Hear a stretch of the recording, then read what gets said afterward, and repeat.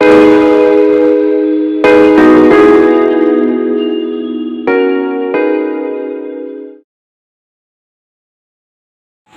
Friends, അസ്സലാമലൈക്കും. നമസ്കാരം. 3 to 1 എല്ലാവർക്കും സ്വാഗതം.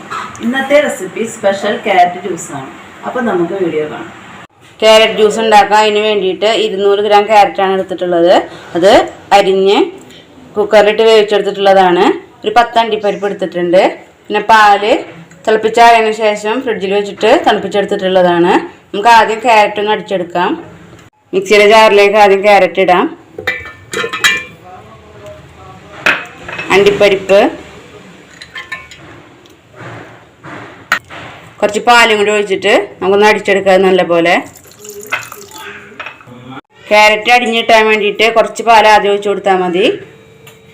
ക്യാരറ്റ് നന്നായി അടിച്ചെടുത്തിട്ടുണ്ട്. ഇതിലേക്ക് നമുക്കൊരു 1/4 ടീസ്പൂണോളം ഏലക്കായ പൊടിച്ച് ചേർക്കാം. 1/4 കപ്പ് കണ്ടൻസ്ഡ് മിൽക്ക് ചേർക്കാം.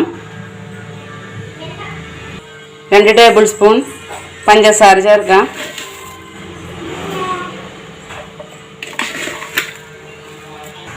ഐസ് ക്യൂബ്സും പാലും ചേർത്തിട്ട് നല്ലപോലെ നമുക്കിത് അടിച്ചെടുക്കാം. 500 ml പാലാണ് എടുത്തിട്ടുള്ളത്.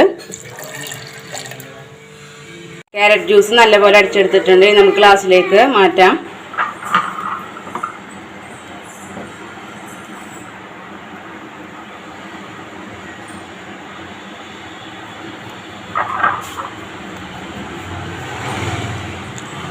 ഇതിന് മുകളിലായിട്ട് കുറച്ച് നട്ട്സ് ഇട്ട് കൊടുത്തിട്ടുണ്ട്.